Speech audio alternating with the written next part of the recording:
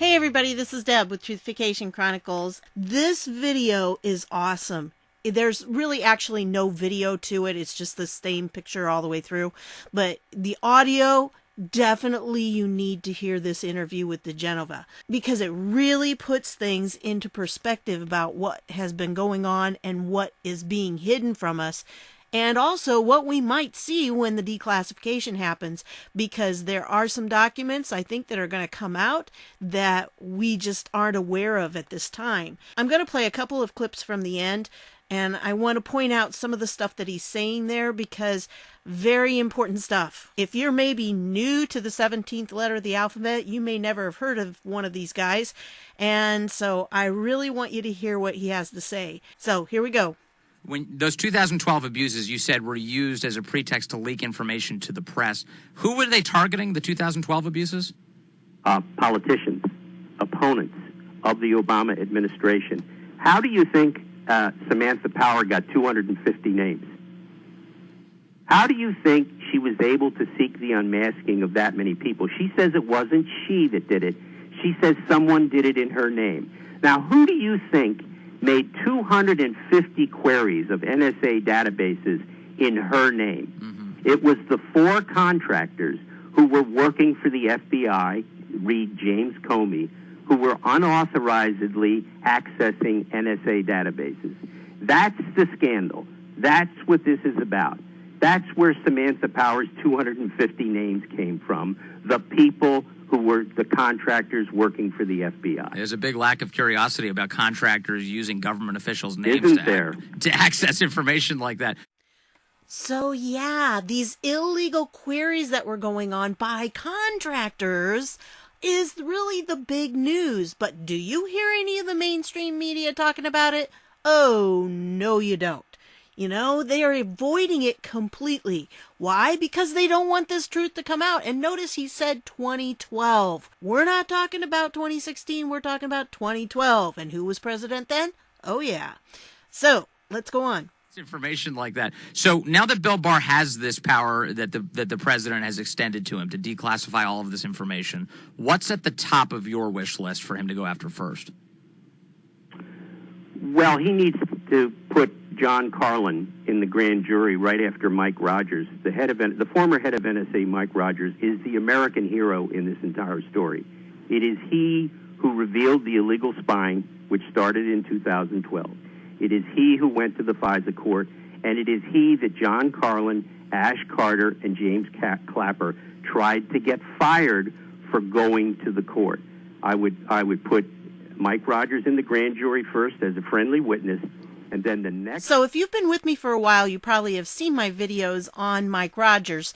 And not only that, but there's also the one on the illegal queries, because this is the keystone of it. Mike Rogers, who was the head of the NSA at the time, discovered what was going on with these illegal queries happening. And they were not being done legally. It was all illegally done by contractors, not even by the people that were supposed to be doing them. And so this is what was happening with all this material that's in the NSA database. And yeah, you know, the NSA database is huge because they have that new facility out there in Utah. And, you know, they have everything, okay? The NSA really does have everything. You know, I know a couple of people have mentioned that they think the lawyers and everything that were part of Mueller's team were really destroying evidence. Well, you know, it's not going to matter because the NSA already has copies of it. They've got everything, folks. They really do. Anyway, what he's saying here about Rogers is so important because Rogers is a keystone of this. He really is. He's the person who knows what was going on. And, you know, he was not only the head of the NSA, he was also head of U.S. Cyber Command. Both of them at the same time. That's why he was such a threatening person, and they needed to try to get rid of him. The problem was they waited until after the election. Well, the election didn't go the way they wanted it to. So then they went into a panic, and all of a sudden it was like, we got to get rid of Rogers. He's going to get us all in trouble. He's going to put all this out there, and Trump is going to listen to him, and we're going to be in trouble. So that's why they all of a sudden decided we need to get rid of Rogers. And they trumped up a bunch of charges. And this John Carlin was one of the people that was behind that move to try to get rid of Rogers. Let me play the rest of the clip here. Friendly witness. And then the next witness would be John Carlin, the former head of the National Security Division of the Justice Department. Nobody knows who he is. Nobody's ever heard the name. But he is the person who tried to get Mike Rogers fired for being honest with the court. And John Carlin is also the person who filed, just before he resigned from the Justice Department, a false certification to the FISA court that they were obeying the rules when in fact they weren't. And when Judge Collier issued her opinion, she accused John Carlin of what she called an institutional lack of candor. In other words, he lied to her. Wow. Now, for those who have been following that 17th letter of the alphabet, you know who John Carlin is. You've heard of him. And that's why he was so important that the 17th letter of the alphabet had to mention him, because he was the person that tried to get rid of Rogers. And all of this went on during that transitional time between the election and the inauguration. Yep, lots of things were happening right then, and I can't help but wonder if the reason Rogers retired back in June of last year, I think maybe he did it so he could testify. You know, I could be wrong on that. Maybe he could testify anyway, but maybe there's like a different freedom that when he is not, in that position, that he's able to say some things that maybe he wouldn't have been able to say had he still been in that position. Plus, the guy's getting to the point where he probably wanted to retire. He's done an awful lot for our country, but I think he's still at work doing things for our country right now. So I wanted to point this out to you. And like I said, the rest of this, very good stuff, because this sets the stage, I think, for what's going to be coming out. And if you notice, a lot of these things that they're talking about happened back in 2012. So it wasn't just for the 2016 Hillary Clinton, Donald Trump election. This was way back in 2012. So Obama was weaponizing his intelligence community back then. I mean, it's been happening for years, and it needed to stop. And now it needs to be exposed so everyone knows what they did. It cannot be allowed to continue like this.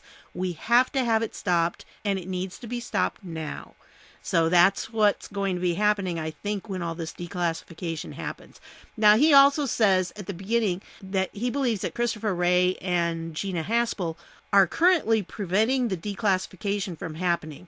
Now, I'm not sure about that, but I do think that because Trump set it up the way he did with Barr, that he gave him the authority, I think that he can bypass them, because it was set up to bypass Coates's office, because Coates, as the DNI, the Director of National Intelligence, has been blockading a lot of things too.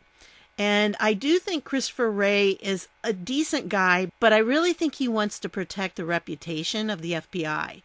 And I'm not sure that he's too thrilled about exposing things that are going to really show the upper levels of the FBI for what they were and how they became so political and were used to target people. So I hope that his goodness outweighs that.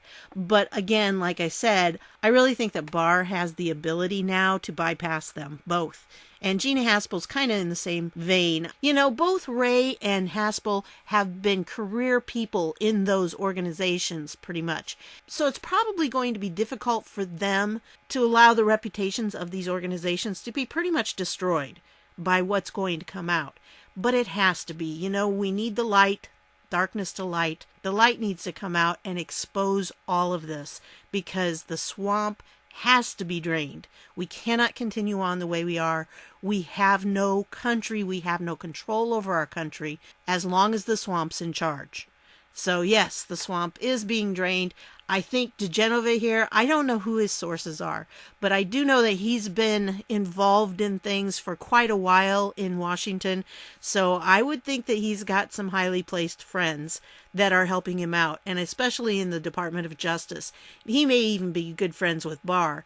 So, he may know something from that. I don't know exactly, but I do think that, he's been spot on so far, so I think he's a reliable source. So I wanted to tell you about this. The link is down below in the description. If you can't find the description, it's usually a little triangle or maybe an arrow or some dots or something that you have to click if you're on a cell phone or a tablet or something.